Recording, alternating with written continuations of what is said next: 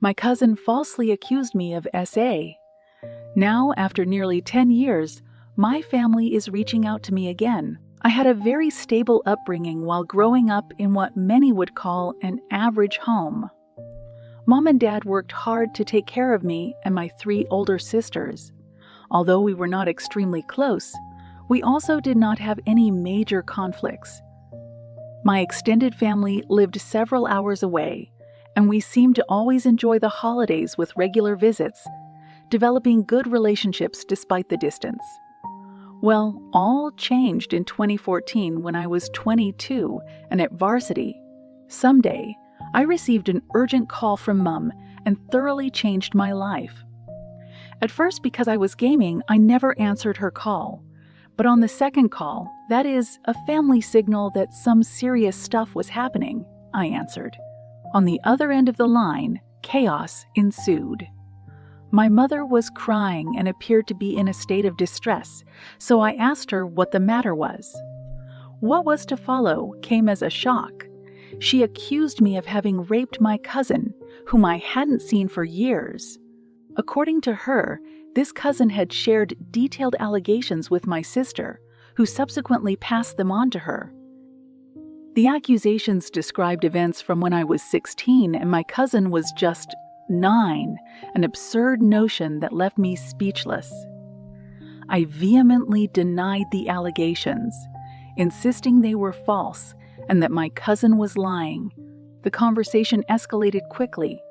My parents expressed their disbelief and anger, ultimately telling me they wanted nothing to do with me and forbidding any further contact. My sisters followed suit, contacting me only to call me disgusting before blocking me entirely. Traumatized by this experience, I felt as though I were living in a fog of confusion and desperation. Throughout weeks, I battled the feeling of being isolated from society and couldn't believe what was happening as I tried to reach out to family members for support. Only silence or rejection awaited me. That one phone call marked the beginning of almost a decade with no communication with my family whatsoever. The emotional repercussions of that experience have been immense. It took a toll on virtually every aspect of my life from that day forward. Even to this day, reflecting on those events, the wounds are fresh. If it wasn't for these events, the timing couldn't have been worse. They happened during the time when I prepared for the defense of my bachelor's thesis. I was under great pressure, which my co-writer was quick to realize.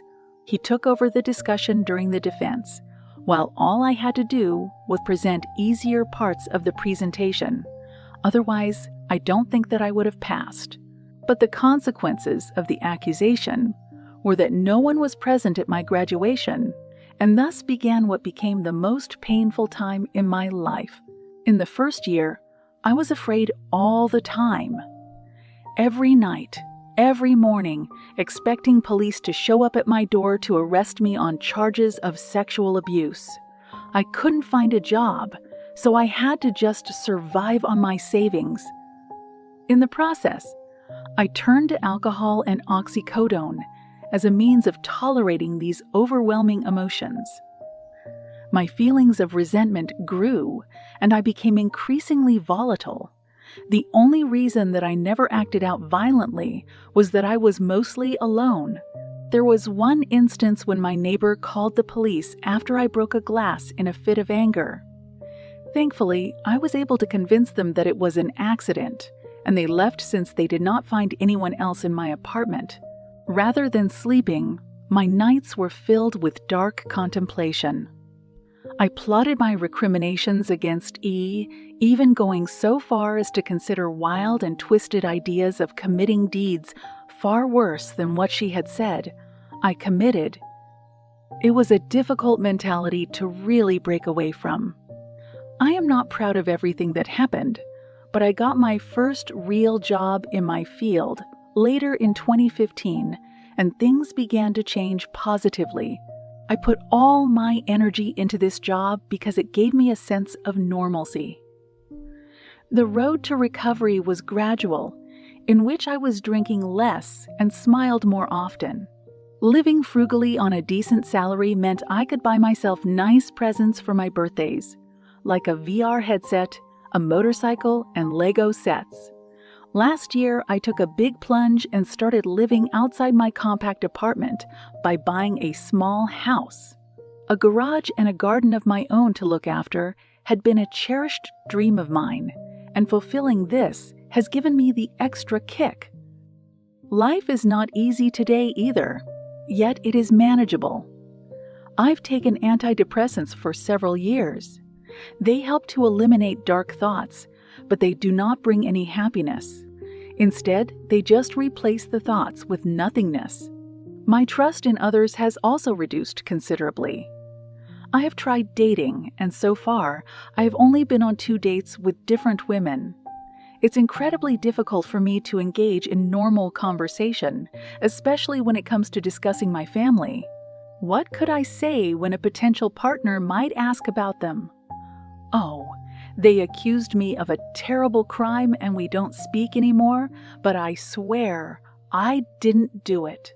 My profession is one where my interactions are generally with men. The only female I regularly speak with is my therapist, whom I truly value. Recently, I got an out-of-the-blue text from my mother. It felt surreal, and I hesitated to open it at first due to the anxiety it stirred within me. I stared at the notification for hours until I finally opened it. Then, yesterday, I got another message, which went like this: "Hi, it's been so long since we have talked. We miss you and want to know how you're doing." In this long message, my mother updated me about my sisters and how all my nieces and nephews are growing up. I was shocked to learn that I was an uncle. She concluded with, "We love you and always will. Love, Mom and Dad." The second text was more to the point. "Hi, we understand if you don't want to talk to us after what happened, but please hear us out. Last month during a family gathering, the topic of you came up. E was downplaying everything that had occurred, and it became so uncomfortable that she eventually admitted nothing happened and that she probably just dreamt it." We were all shocked by this revelation. When we last spoke, we wanted to protect E and did what we thought was right. We know this doesn't excuse how you were treated. What happened was wrong, and we're all angry at her for it. We've reached out to everyone who knew and told them the truth. We all want to reconnect with you, and your sisters would like you to meet their families. Please write back if you can find it in your heart to forgive us. Love, Mom and Dad. And here I am, in the midst of trying to sort this all out. I haven't replied yet, but they must know I've read the messages. Honestly, it upsets me exceedingly. Old painful memories still seem to come resurfacing. I wouldn't feel ready to make amends with them now, nor would I trust myself in the same room with them. Part of me wants to confront my family and unload everything I've endured on them until they hit rock bottom. I often fantasize about how to make my cousin's life as miserable as possible in retaliation. On the contrary, there's a part of me that just wants to ignore them altogether. I'm trying to continue with my fairly okay life, taking solace in my motorcycle and the garden I raise. Unfortunately, I don't have any close friends. The only persons I relate to are my colleagues from work, and we are pretty superficial. Recently, I have called my therapist's clinic, but they told me she is on holiday for several weeks.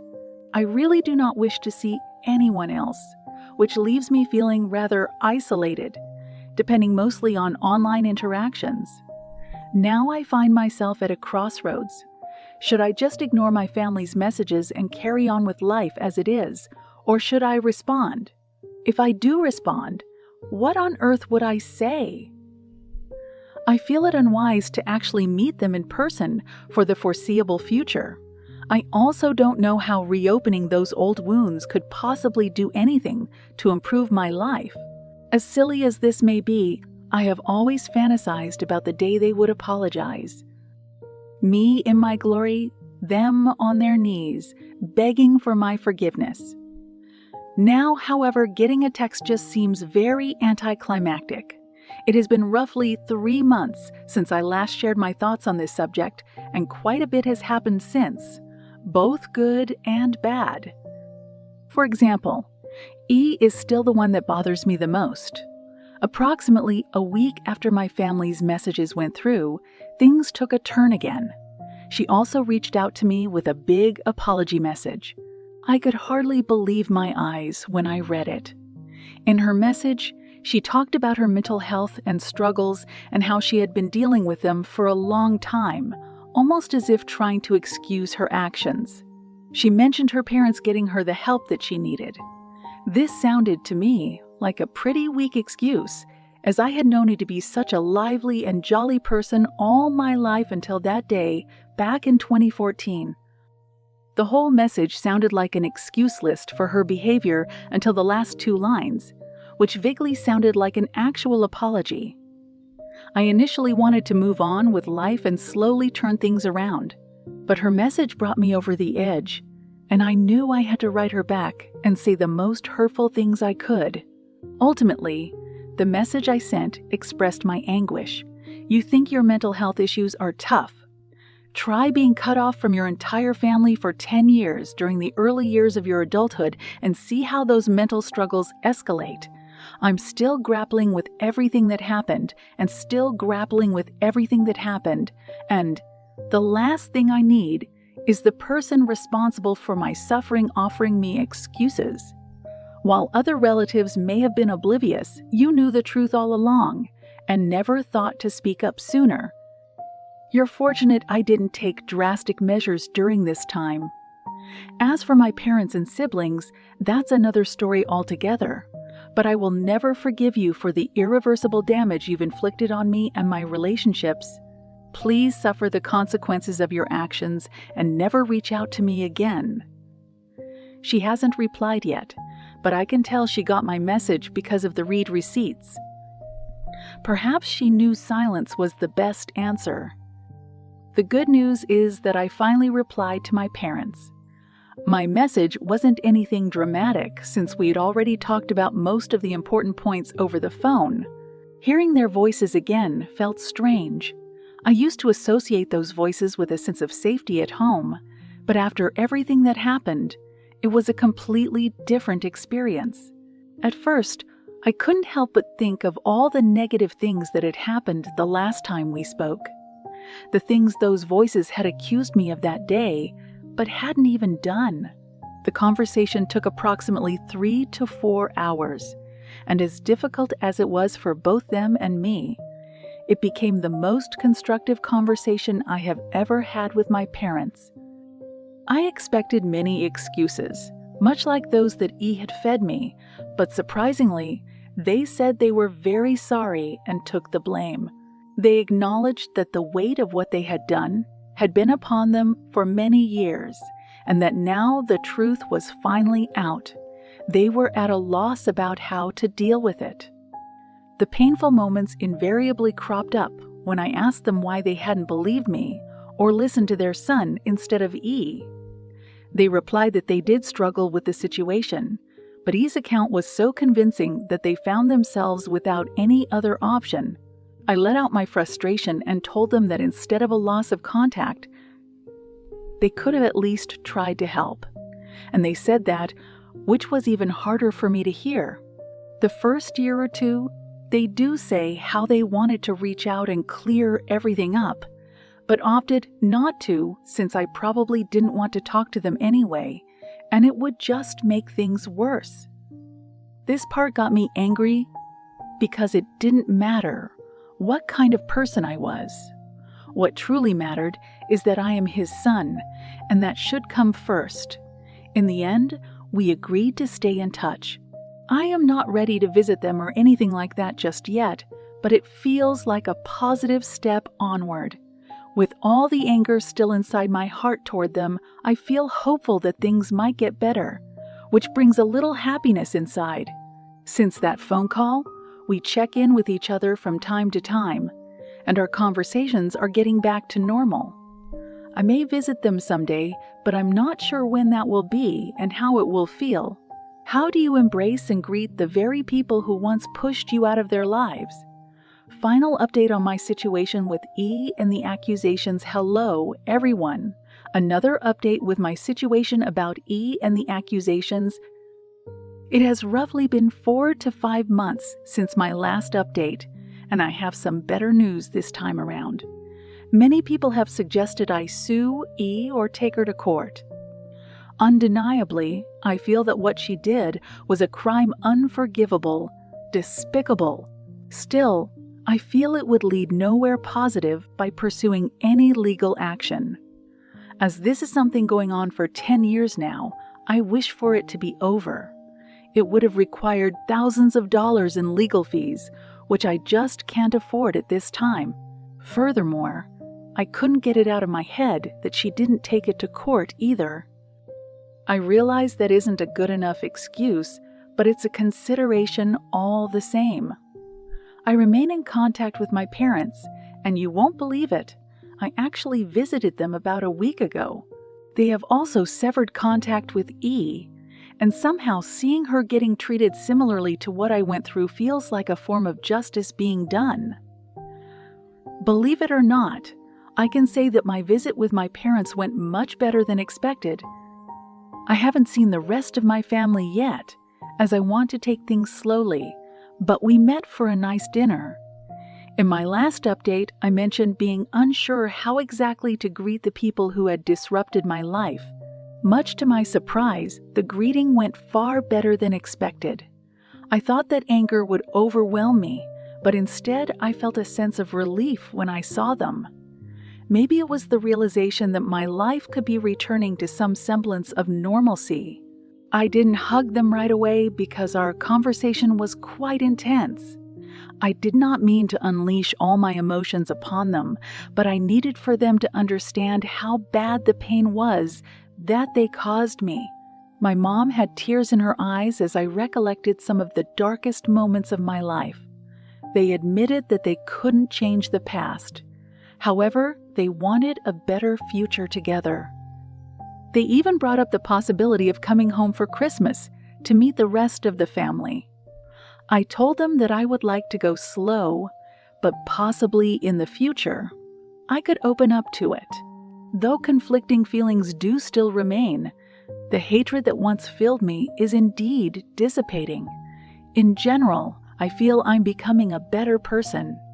For so long, that weight held me down, but now I'm free from judgment, and it is exhilarating.